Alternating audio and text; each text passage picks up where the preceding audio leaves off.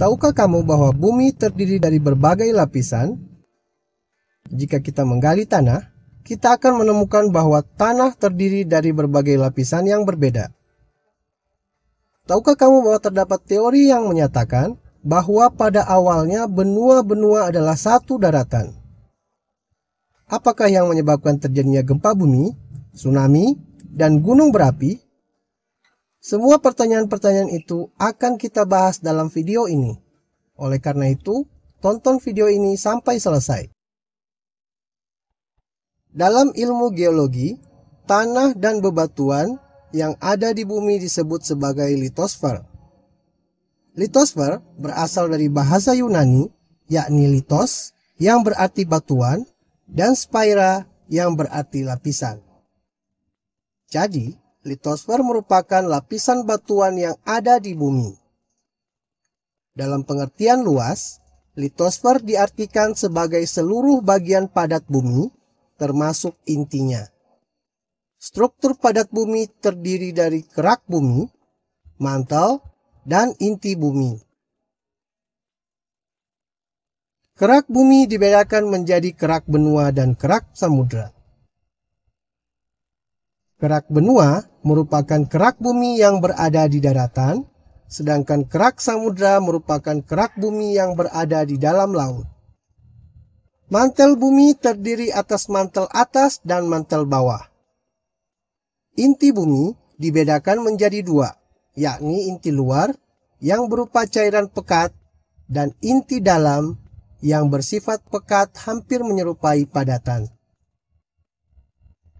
Berdasarkan struktur bumi, ada dua teori mendasar yang perlu dipelajari, yaitu teori tektonik lempeng, serta teori gempa bumi dan gunung berapi.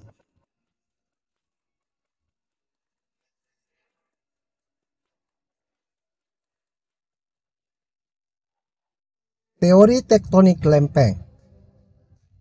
Jika diperhatikan, masing-masing benua yang ada di bumi terlihat membentuk kesatuan seperti puzzle.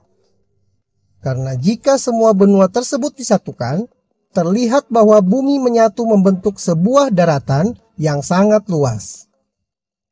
Teori ini dikemukakan oleh Alfred Wegener, seorang ahli meteorologi asal Jerman.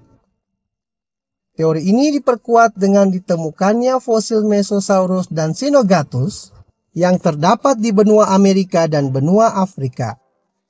Secara teori, tidak mungkin reptil tersebut dapat berenang menyeberang samudra untuk sampai ke benua lainnya. Juga, ditemukannya berbagai fosil hewan dan tumbuhan yang sama di beberapa benua yang berbeda. Apabila dulu daratan adalah satu, lantas bagaimana daratan dapat berpisah menjadi beberapa benua dan pulau-pulau? Pada awal tahun 1960, seorang ilmuwan dari Princeton University yang bernama Harry Hess mengajukan teori yang bernama sea floor spreading atau pergerakan dasar laut. Hess menjelaskan bahwa di bawah kerak bumi tersusun atas material yang panas dan memiliki massa jenis yang rendah. Akibatnya, material tersebut naik ke punggung kerak samudra. Kemudian, material bergerak ke samping bersama dasar kerak samudra, sehingga bagian dasar kerak samudra tersebut menjauh dari punggung kerak samudra dan membentuk sebuah patahan. Sekitar tahun 1960, para ilmuwan mengembangkan sebuah teori yang disebut sebagai teori tektonik lempeng. Berdasarkan teori tektonik lempeng, bagian luar bumi tersusun atas litosfer yang dingin dan kaku, serta tersusun oleh astenosfer. Astenosfer bersifat plastis yang berada di bawah lempeng. Akibatnya, lempeng seolah-olah mengapung dan bergerak di atas astenosfer.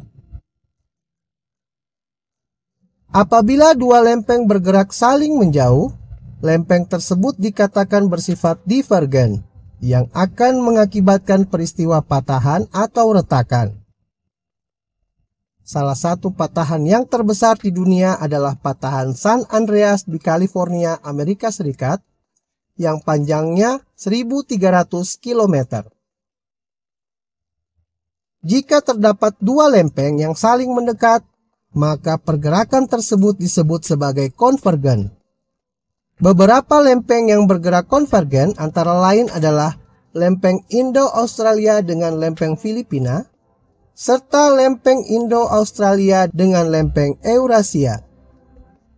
Pergerakan lempeng secara konvergen akan mengakibatkan tabrakan antar lempeng.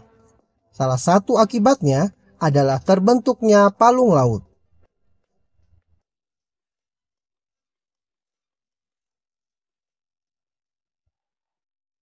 Apa penyebab terjadinya pergerakan lempeng tektonik?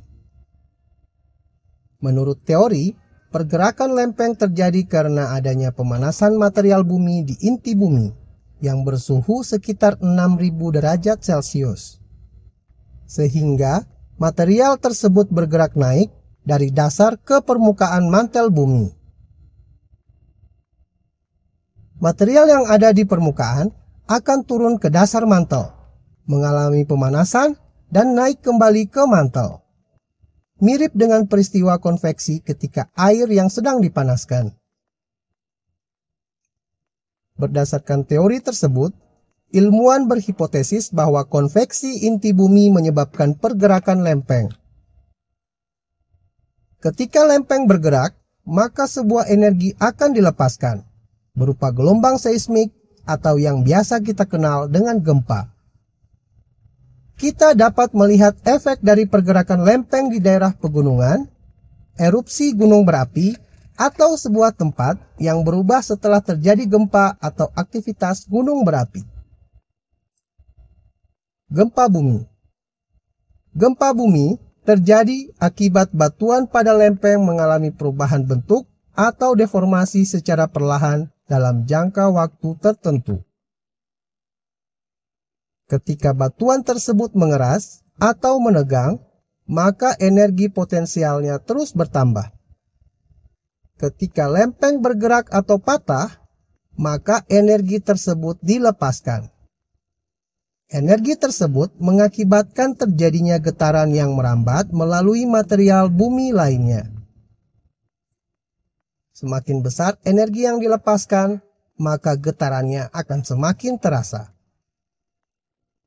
Ketika lempeng patah menjadi dua bagian, maka masing-masing bagian akan bergerak menjauh.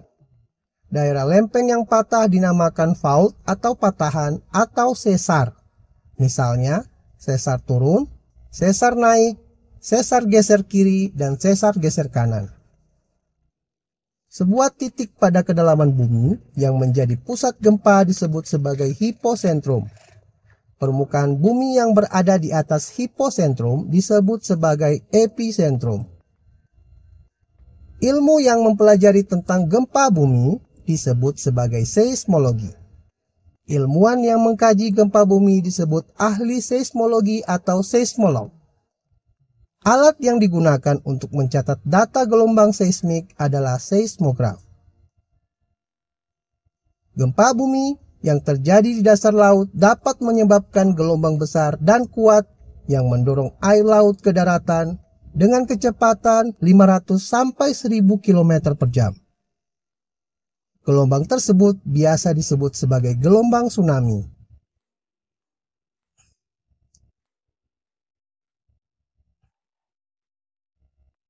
Gunung berapi. Batuan cair atau magma bergerak ke permukaan karena memiliki massa jenis yang lebih kecil dari batuan yang ada di sekitarnya. Naiknya magma ke permukaan menyebabkan erupsi pada gunung berapi. Magma yang keluar dan mengalir di permukaan bumi saat terjadi erupsi disebut sebagai lava. Gunung berapi memiliki lubang yang berbentuk melingkar di daerah puncaknya, yang biasa disebut sebagai kawah. Saat erupsi terjadi, magma dan material lainnya dimuntahkan melalui kawah gunung berapi. Beberapa gunung berapi terbentuk karena tabrakan dua lempeng. Proses tersebut akan menghasilkan serangkaian gunung berapi. Indonesia terletak di dalam cincin api Pasifik. Akibatnya, di Indonesia banyak terbentuk gunung berapi. Hal tersebut dikarenakan letak Indonesia berada di jalur pertemuan lempeng Eurasia dan Indo-Australia. Sekitar 150 gunung berapi tersebut membentuk sebuah barisan yang membentang dari bagian barat hingga timur Indonesia. Rangkaian gunung berapi membentang dari Pulau Sumatera, Jawa, Bali, Nusa Tenggara, Sulawesi, hingga Kepulauan Maluku.